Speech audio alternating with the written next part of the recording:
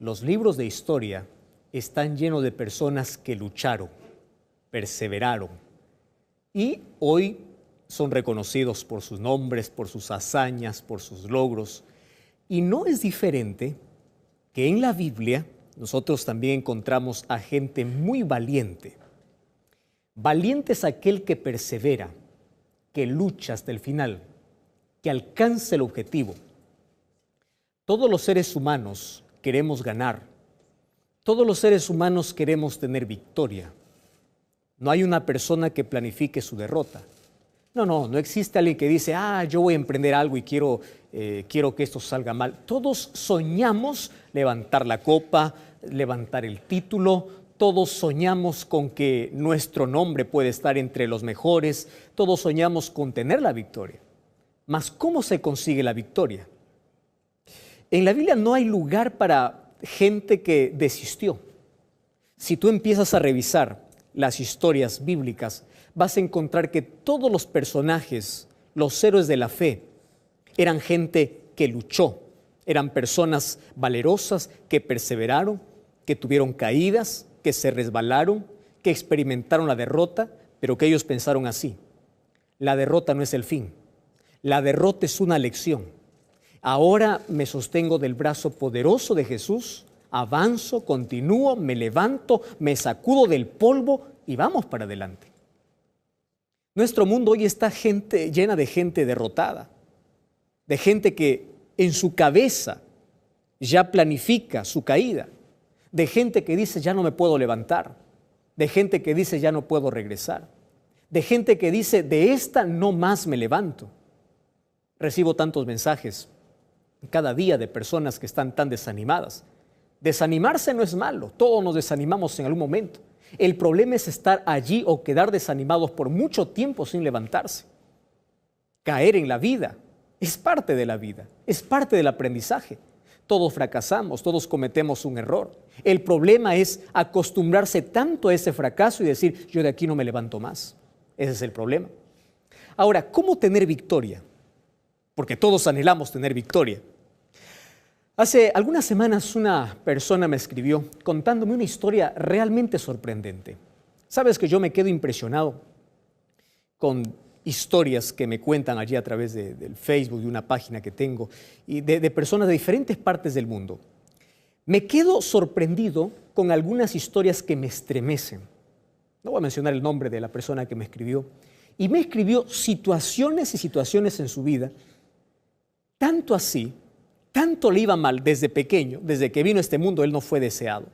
Tanto le iba mal en la vida que él me escribió y me dijo así: pastor, yo no nací para ser victorioso, yo nací para ser derrotado, no nací para levantar la cabeza, yo nací para andar arrastrado por esta vida. Me tocó tanto esa expresión.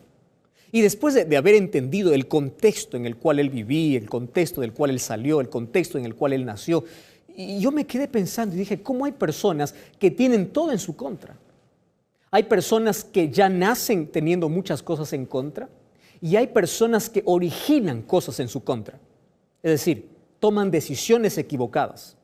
Ahora, Dios puede restaurarte, Dios puede levantarte hacia la victoria, no importa el pasado que tengas, las decisiones malas que hayas tomado, la familia del cual vengas, las circunstancias del cual tú estés rodeado. Dios te puede levantar aún de las cenizas.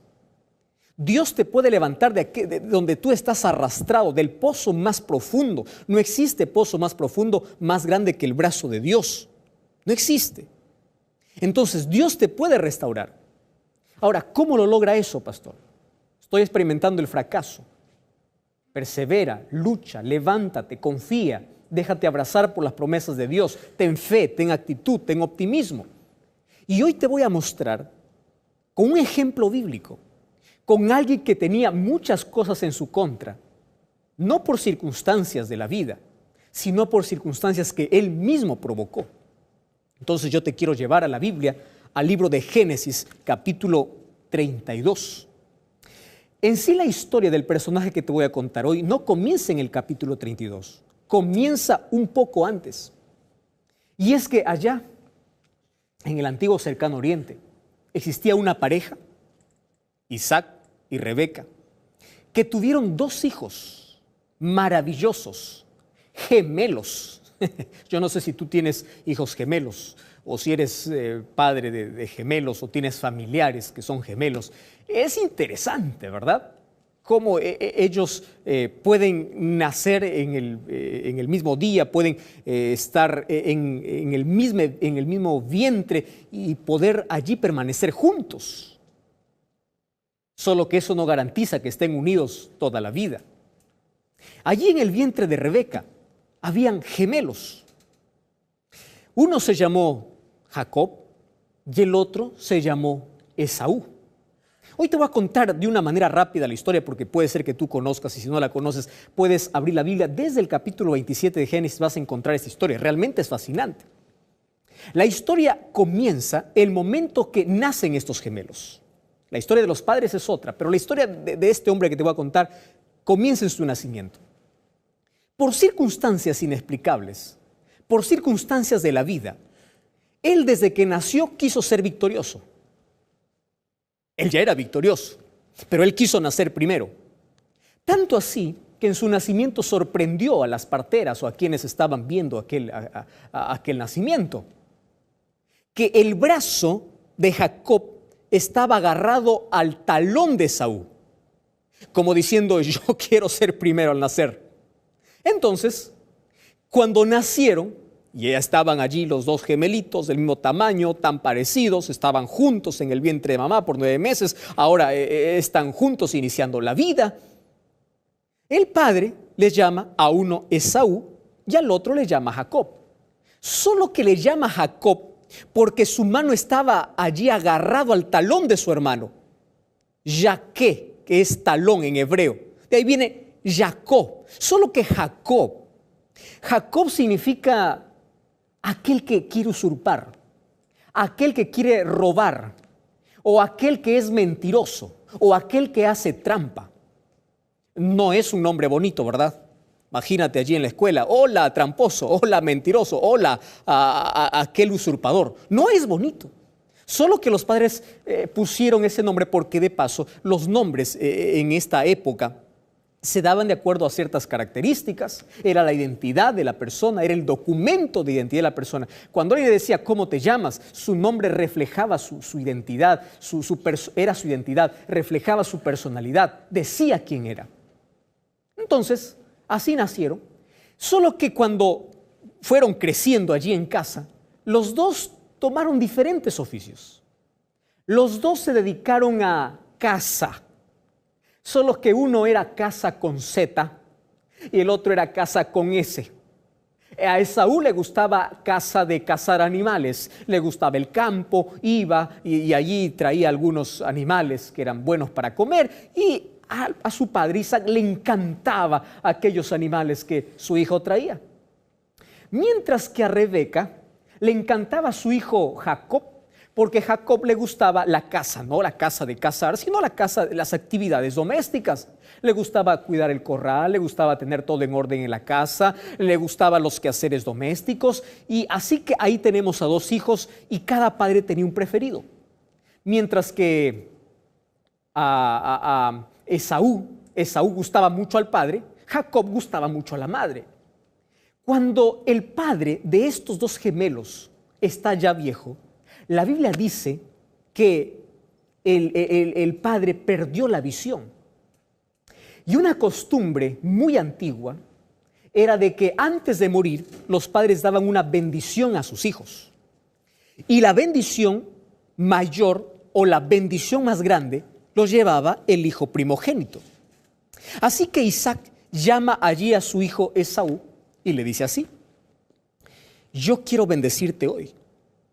Solo que antes de que pueda darte mi bendición, quiero que vayas y que traigas aquel plato que tú sabes preparar con aquellos animales, con aquel animal del campo, mi plato preferido. Dame de comer, yo me voy a morir y quiero bendecirte, quiero entregarte mi bendición. Esaú salió en ese momento, desesperado, a buscar allí el plato favorito del padre, mientras que Rebeca escuchaba esa conversación. Llama a Jacob y le dice: quiero que me hagas caso. mira, tu padre hoy va a bendecir a Esaú. Y no es justo, no es posible que solamente él reciba la bendición. Tú también puedes tener la bendición. Así que quiero que me escuches. Anda al corral, trae un cabrito. Vamos a hacer la comida que le gusta a tu padre, porque yo he cocinado toda la vida para tu padre y yo sé cuál es su plato favorito. Y luego tú vas a ir y le vas a entregar, le vas a decir, yo soy Esaú, dame la bendición. Y allí Jacob refuta a su madre, le dice, mamá, ¿cómo es posible? Tú sabes que somos muy diferentes. Esaú tiene mucho vello y yo soy lampiño, yo no tengo mucho vello. No, le dice, tranquila, todo está bajo control. Jacob, obediente, va, trae un cabrito. La mamá empieza a preparar ese potaje, ese plato rico, exquisito, maravilloso, gustoso. Entonces empieza con las pieles del cabrito a cubrirle los brazos de Jacob. Jacob toma el plato y se lo lleva allí a su padre. Cuando llega su padre, como él ya estaba tan mayor y ya no veía, le dice, padre, he aquí el plato que te gusta y he venido para que me des la bendición. El padre, al escuchar la voz, él no podría ver, pero podía escuchar, al escuchar la voz de Jacob, él tuvo duda y dice, ¿tú quién eres? Yo soy Esaú, le dice. Y comienza allí un número de mentiras. Yo soy Esaú, ¿tú eres Esaú? ¿Y qué tan rápido conseguiste aquel plato favorito? ¿Tan rápido te fue o tan bien te fue en la casa? Sí, padre. Otra mentira. Dios colocó allí la presa y entonces yo traje ahora tu plato favorito. Segunda mentira. Tercera mentira, le dice, bueno, si tú quieres que yo te bendiga, acércate un poco más. Porque Isaac quería tocar las manos. Esaú era muy velludo. Entonces toca las manos y claro, no era el brazo de Jacob, era parte del vello del cabrito que habían matado. Isaac dice, la voz es de Jacob, pero aquí este olor de plato, este olor de campo, porque de paso se había puesto también los vestidos de su hermano, estos vellos que tienes en los brazos es de Esaú. Comió. Estaba tan bien, tan rico la comida, que después le dice, ven y te voy a bendecir. Y la Biblia dice que allí le da la bendición. Solo que cuando termina de bendecir, llega su hermano. Y cuando llega su hermano, se entera de lo que su hermano Jacob había hecho. Una decisión hizo que pueda iniciar para él una vida de calvario, una vida de una conciencia intranquila. Porque por una decisión una decisión equivocada que él tomó. Él tuvo que huir y se fue a la casa de su tío, que luego se convertiría en su suegro, Labán. Caminó muchos días y durante esa caminata estaba corriendo de miedo. Y cuando llegó allá, él tuvo que pagar durante 20 años todo lo que hizo. Es decir, él buscó el fracaso por una decisión incorrecta, por una decisión equivocada. Él mintió, a él le mintieron. ¿Recuerdas tú la historia cuando Jacob se enamoró de una de las hijas de Labán? Le dice, mira, ¿cuánto quieres para que me entregues tu hija? ¿Y por qué le hace esa pregunta? Porque antes, aquellos que iban a hacer el trato para un matrimonio, el padre siempre pedía una dote, es decir, pedía tierras, pedía dones, pedía dinero, pedía cualquier cosa por la hija que le estaba entregando. Era parte de la cultura. Entonces, allí Jacob le dice, mira, yo no tengo dinero, yo no tengo tierras, yo no tengo herencia, yo no tengo nada, yo voy a trabajar para ti. Labán le dice, está bien, trabaja para mí, pero si quieres llevarte a Raquel, entonces tienes que trabajar 7 años. La historia dice que esos 7 años pasaron volando para él, y cuando llegó el día de matrimonio, allí empezó a pagar una de las cosas que él ya había hecho, porque le mintieron. En lugar de entregarle a Raquel, le entregan a la hija mayor, que era Lea. Y le dice Labán, bueno, si quieres la otra, entonces tienes que trabajar 7 años más. Y trabajó 14 años por Raquel. Solo que después trabajó 7 años más. Y en esos 7 años más que trabajó para su suegro, en esos 7 años fue cambiado su salario, le mintieron, le estafaron. Durante 21 años, Jacob tuvo que pagar las consecuencias de robar un día la bendición. Mira, a veces un minuto de placer, a veces un día de diversión puede arruinarnos la vida y puede traernos consecuencias terribles. Sin embargo, Dios no le abandonó. Y Dios puede restaurarte del pasado más oscuro, porque Dios tiene poder para revertir las cosas. Dios tiene poder para llevarte a la victoria. Yo imagino entonces la vida de Jacob era una vida de remordimiento. Era una vida de cada vez que le iba mal, él decía, yo estoy pagando lo que hice. ¿No sucede así con nosotros los seres humanos? Cada vez que algo nos sucede, nos recordamos, estoy pagando algo. Y cada vez que le era engañado, decía, tiene razón, porque yo también engañé. Una persona con tantos complejos, con una carga, con tanta culpa, que necesitaba liberarse de ese pasado. Un día salió de noche de la casa de su suegro, tomó a su familia y se fue, estaba de regreso a su casa. Solo que durante 21 años él había pedido perdón a Dios, pero nunca había pedido perdón a su hermano. Así que mientras él sale de la casa de su suegro, él se entera de que su hermano está viniendo. Solo que su hermano no está viniendo solo. Su hermano está viniendo con 400 hombres. Entonces, una vez más empieza a revivir aquella escena cuando su hermano quería matarlo. Y dijo, si viene con 400 hombres, ¿yo qué hago? Yo no tengo un ejército, yo tengo solamente mi familia. Aquella noche fue de crisis para Jacob. Allí mientras estaba huyendo a su familia, los dividió por campamentos. Y mira lo que dice allí, Génesis capítulo 33, versículo 22. Se levantó aquella misma noche, tomó a sus mujeres, sus siervas, sus 11 hijos, y allí los tomó y los hizo pasar la ribera del río. Y luego él se quedó solo. Me encanta el versículo 24. Y cuando se quedó solo, empezó a luchar con un hombre durante toda la noche. De paso, el lugar donde él estaba era un lugar peligroso. Era un lugar donde habían asaltantes. Cuando él se quedó solo para reflexionar en su error, él se había quedado en el pasado. Su mente estaba en el pasado, en lo que había hecho 21 años atrás. Él no había logrado liberarse de ese pasado oscuro. Él estaba con una conciencia remordida. Él estaba de miedo. ¿Cómo va a enfrentar a su hermano? Entonces aparece allí un hombre al lado para tocarle el hombro. Y él se sorprendió mucho y pensó que era un ladrón y empezó a pelear, empezó a luchar, sin darse cuenta que este hombre no era un hombre cualquiera. La Biblia dice que era el ángel de Jehová. Y cada vez que aparece el ángel de Jehová en el Antiguo Testamento, se hace referencia a Cristo.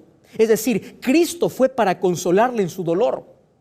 Ahí en tus momentos de soledad, ahí en tus momentos cuando no sabes qué hacer, cuando tienes remordimiento, cuando cargas una enorme culpa sobre tus hombros, cuando estás al borde de la desesperación, de la angustia, cuando estás llorando, cuando estás allí al borde del peligro, de la muerte, alguien te toca el hombro y a veces puede asustarte sin saber que es Jesús.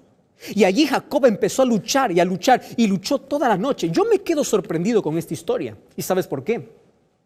Porque Jacob no desistió.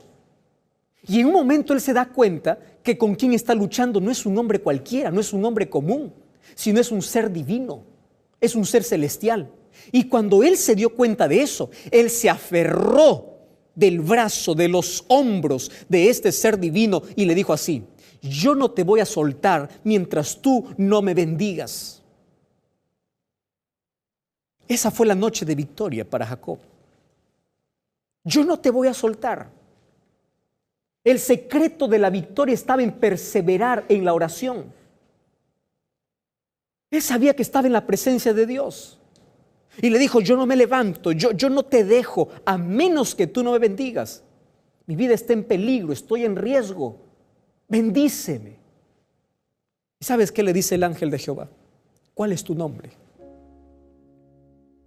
Cuando el ángel le dice ¿cuál es tu nombre?, él recuerda que esa pregunta le habían hecho 20 años atrás su padre. Solo que 20 años atrás él era un mentiroso. Y le dice: yo soy Esaú. Ahora no podía engañar, estaba delante de la presencia de Dios. Y cuando el ángel le dice ¿cuál es tu nombre?, le dice: yo soy Jacob. Él reconoció su condición. Yo cargo mi pasado. Mi nombre significa tramposo, mentiroso, usurpador. Yo no soy una buena persona. Yo soy Jacob, ese soy yo. Querido, cuando tú reconoces tu situación, cuando tú reconoces tu error, cuando tú quieres dejar tu pasado y vas a la presencia de Dios, no vayas con apariencias. Dile: Señor, yo soy ladrón, yo soy mentiroso, yo soy infiel, yo soy ese tipo malo. Y allí Jesús tomó Allí a Jacob le dice, ya no más te vas a llamar Jacob, te vas a llamar Israel, porque luchaste con Dios y prevaleciste. Prevaleciste significa perseveraste, estuviste hasta el final, no abandonaste la batalla, porque si en algún momento le hubiese dejado ir a Jesús, él se hubiese quedado sin bendición. Entonces aquí el secreto de la victoria está en perseverar en la presencia de Dios. En los momentos de crisis, en los momentos de dolor, tienes que correr a Jesús. Y estoy hablando para ti, que estás amarrado a un pasado, a una conciencia culpable, que no has conseguido hasta ahora ser libre. Hoy Jesús una vez más se acerca y toma tu hombro y te dice, yo quiero liberarte, pero primero dime quién eres, dime qué quieres que haga por ti. Querido, un corazón orgulloso no es capaz de reconocer su error. Y el orgullo cierra las puertas a la gracia de Dios, pero la humildad abre las puertas al perdón. Jacob le dice, yo soy Jacob, yo soy mentiroso, yo no puedo ocultarte, ese soy yo, esa es mi vida, ese es mi pasado. Y Dios le dice, yo te voy a bendecir porque eres humilde en reconocer quién eres. Yo te pregunto a ti, ¿cuán dispuesto estás hoy a ir a la presencia de Dios y decirle, Señor, yo soy aquel que está luchando con ese triste pasado? Yo soy aquella persona, pero hoy quiero venir a ti. Hoy quiero bendición. Probablemente estoy hablando para ti que estás experimentando la derrota ya por mucho tiempo. Todas las cosas te van mal. Toda situación, toda circunstancia está en tu contra. Y tú eres consciente de que hay pecados escondidos en tu vida. Tú eres consciente de que no estás bien con Dios. Tú eres consciente de que has ofendido a Dios o de que estás lejos de Dios. Hoy se acerca Jesús para decirte, ¿quién eres? ¿Qué quieres que haga por ti? Aprende de Jacob, persevera, lucha por tu bendición, lucha por la victoria. No luches contra Dios, lucha para que Dios pueda bendecirte. Y Dios tiene un destino glorioso para tu vida. Hoy quiero orar por ti, porque Dios está interesado en sacarte de ese pasado de remordimiento, de ese pasado de mentira, de ese pasado de hipocresía. Dios quiere darte una nueva vida, pero quiere enseñarte a perseverar. ¿Estás dispuesto a hacerlo? ¿Estás dispuesto a venir a la presencia de Dios y decirle, Señor, este soy yo y quiero que tú puedas cambiarme? Quiero orar por ti. ¿Me permites? Querido Dios, gracias porque tu palabra me da esperanza, me llena de gozo, de satisfacción, al saber de que tú puedes revertir mi pasado, puedes cambiar mi vida, puedes darme la victoria después de haber experimentado tanta derrota. Hoy venimos a tu presencia así como somos, con nuestros problemas, vicios, con nuestros defectos y pecados, para pedirte perdón y para pedir restauración en Jesús. Te suplicamos en el nombre de Jesús. Amén. Recuerda visitar una iglesia adventista del séptimo día. No olvides que la verdad te da libertad y te prepara para la eternidad.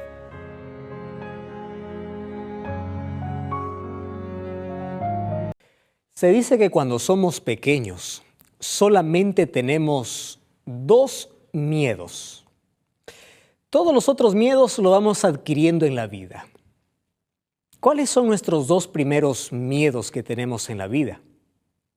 Cuando somos niños, tenemos miedo a 2 cosas. Miedo a caer. Mucho más cuando estamos aprendiendo a caminar. Es el primer sentimiento de miedo que el ser humano tiene cuando es pequeño.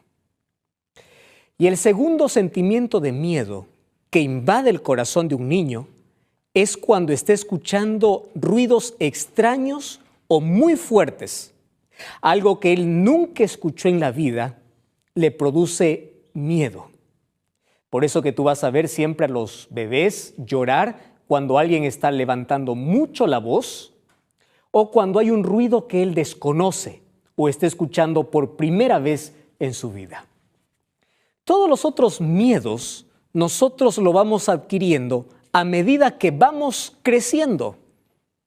Y la verdad, cuando llegamos a una vida adulta, nuestra vida se llena de miedos. Son innumerables los miedos que hoy acosan la vida de todo ser humano. ¿Por qué se produce el miedo? La verdad estuve investigando y hay algunas razones por las cuales se produce el miedo en el corazón. Por ejemplo, una es por alguna situación traumática que marcó la vida de una persona. Imagino a alguien que estuvo viajando en su automóvil y de pronto presenció o fue él el responsable de un accidente. Mató a una persona o vio de cerca morir a alguien en un accidente. Entonces esa persona, todas las veces que va a subir a un auto o todas las veces que va a haber personas cruzando la vía, la carretera, va a tener miedo, porque una situación traumática marcó su vida. Otra razón también es porque somos sobreprotegidos en la vida.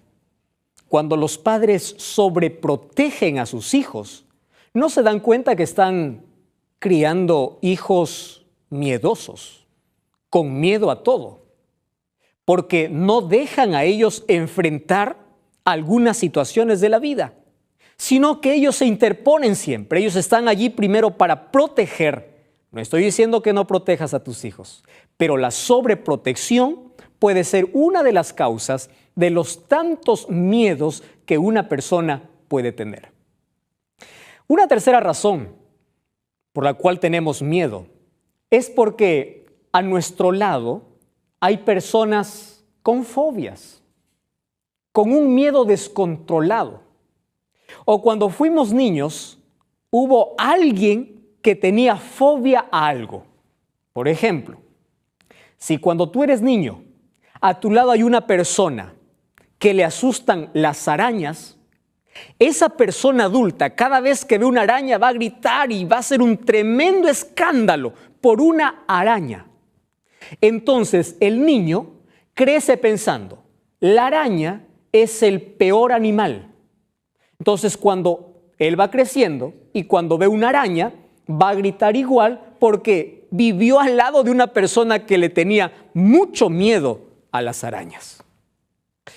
¿Por qué más se puede producir el miedo en nuestro corazón? Hay una razón más, y es que los seres humanos tenemos un miedo creado, es decir, un miedo inventado. Esto es curioso. Yo ya trabajé en la Sierra del Perú. Y cuando estuve trabajando allí, ya escuché cientos de historias, especialmente cuando llegaba la tarde, cuando era la noche. Allí empezaban a contar historias que eran peor que una película de terror. Que en cierto lugar aparece un ser extraño, de que hay un bulto que camina, o aquel cuento que nuestros padres se inventaron cuando no queríamos tomar la sopa y nos dijeron, si tú no comes, entonces viene el cucu, algo ficticio, algo que no existe. Un miedo basado en una historia, en una fábula, en una creencia. Muchos de nuestros miedos son creados. Y es interesante que cuando tú crees en una historia que alguien te contó, tu cerebro puede fabricar imágenes de aquello que entró ya por tus oídos. Y tú incluso puedes ver cosas extrañas que son irreales.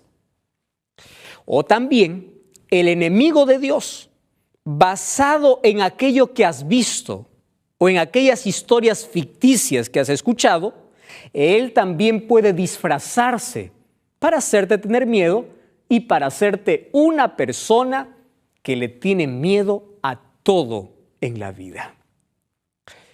¿A qué tienes miedo tú? ¿A un ratón? ¿A una cucaracha? ¿A qué le tienes miedo?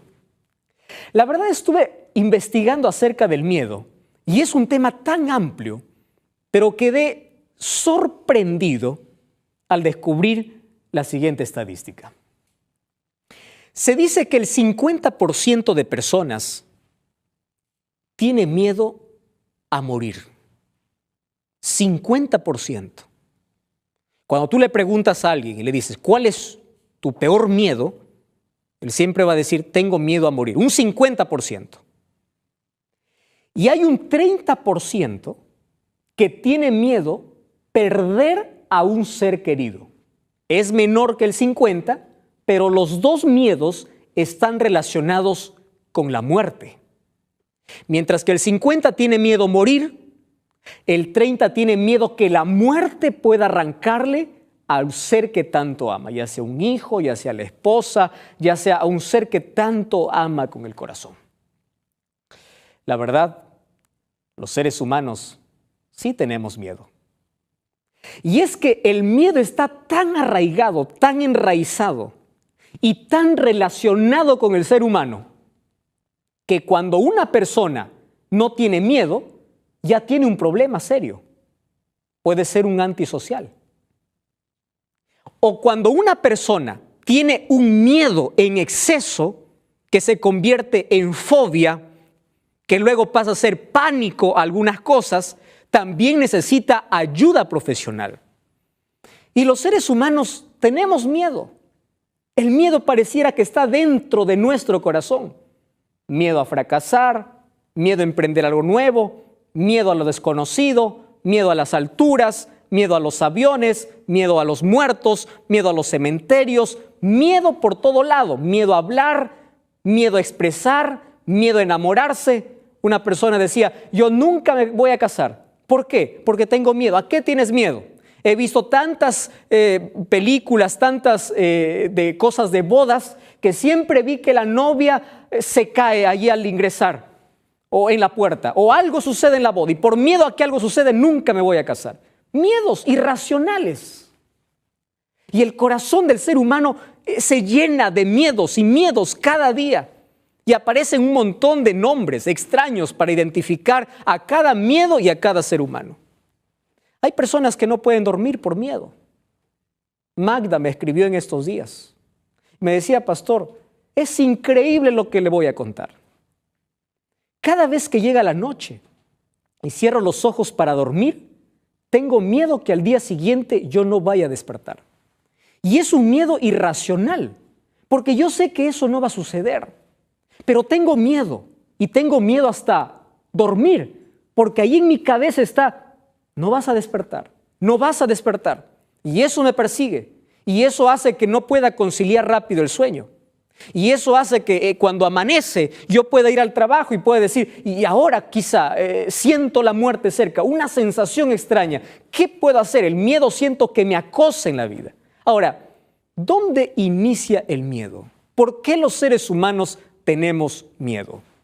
Mira, vamos a abrir la palabra de Dios.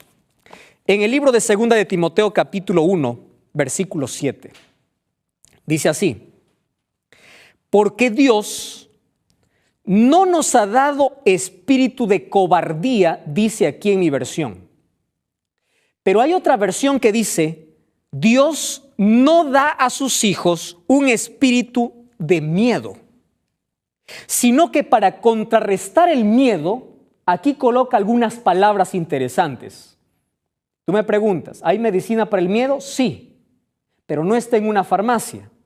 Un médico no te va a dar, la Biblia te va a dar. Y dice, Dios no colocó en ti espíritu de miedo. ¿Por qué? Porque te ha dado algunas cosas que debes tener en tu vida. Número 1, te ha dado poder. Número 2, te ha dado amor. Y número 3, te ha dado dominio propio. ¿Lo has entendido? Ahora, ¿quién es una persona que tiene miedo? Es una persona que en su corazón no tiene el poder de Dios, ni el amor de Dios, por lo tanto, no tiene dominio propio. Entonces, aquí está la medicina para el miedo. Ahora, es impresionante que el miedo del ser humano ha sido clasificado en 4 grupos. Por ejemplo, el primer grupo de personas o el primer grupo de miedo, el primer tipo de miedo, es el miedo a perder. Todos los seres humanos tenemos miedo a perder. Perder el negocio, perder la empresa, perder la vida, perder un familiar, perder cosas, perder. La pérdida es el miedo más profundo. Hay un segundo grupo, es el miedo a fallar. Los seres humanos no quieren iniciar algo nuevo en la vida porque tienen miedo a equivocarse. y tienen miedo a saber que están equivocados. Tienen mucho terror a eso. Entonces, el primer miedo es el miedo a perder. El segundo miedo es el miedo a fallar. Hay un tercer miedo, un tercer grupo. Y el tercer grupo está en el miedo a ser rechazado. Hay muchas personas, muchos jóvenes, que por ser aceptados son capaces hasta de vender su identidad, de vender sus principios. Porque el miedo del ser humano está dentro de este grupo, el miedo a ser rechazado. Todos queremos ser aceptados.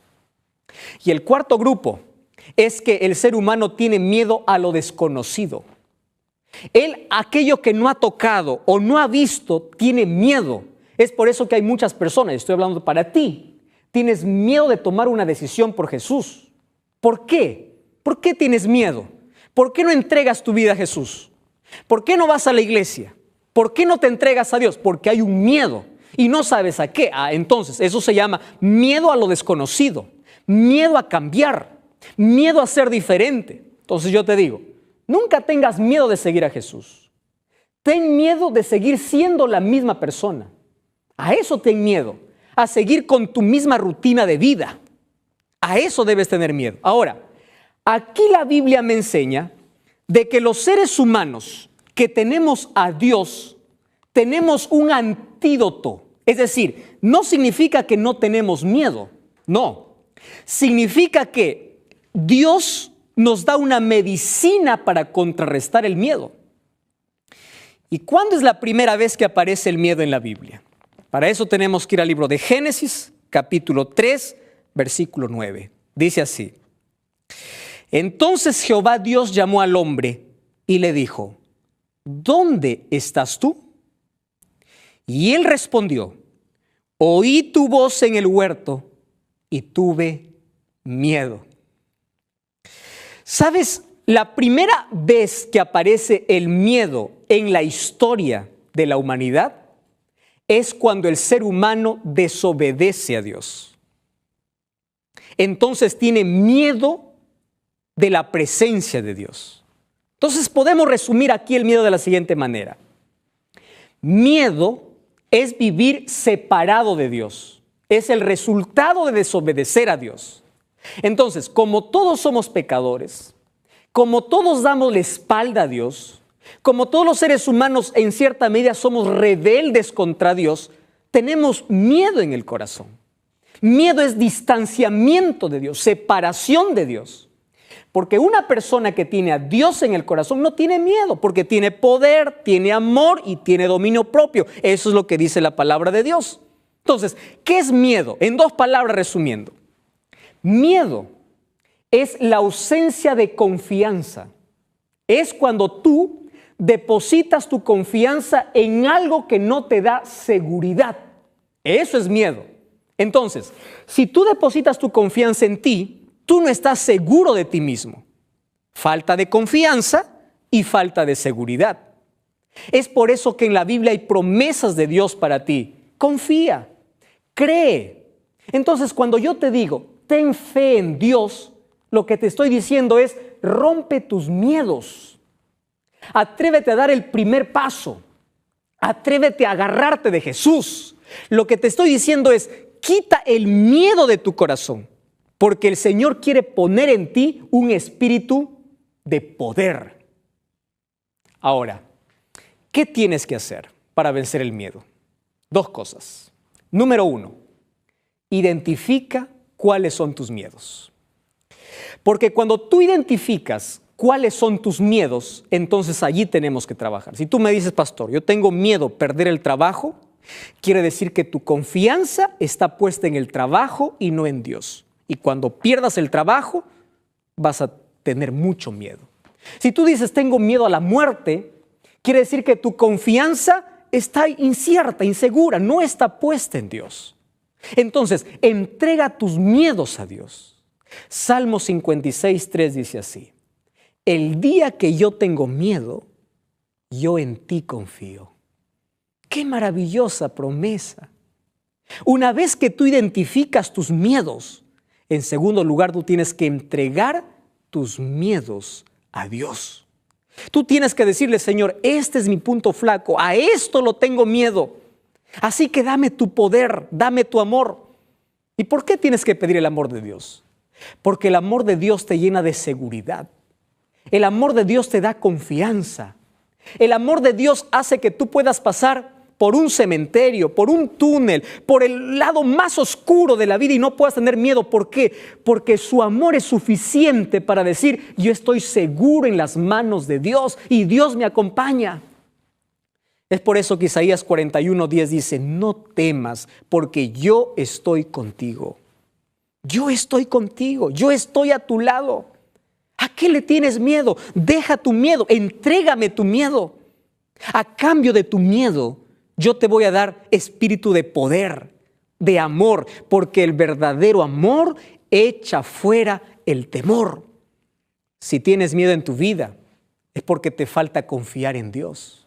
Todos los seres humanos tenemos miedo a algo. El problema es que no estamos dispuestos a entregar nuestro miedo a Dios. Y en este momento, tú que estás viendo el programa, te voy a desafiar. Deja tu miedo ahora mismo. Dime, enumérame, ¿cuáles son tus miedos que tienes? ¿A qué le tienes miedo? Veo tanta gente que tiene miedo hasta vivir.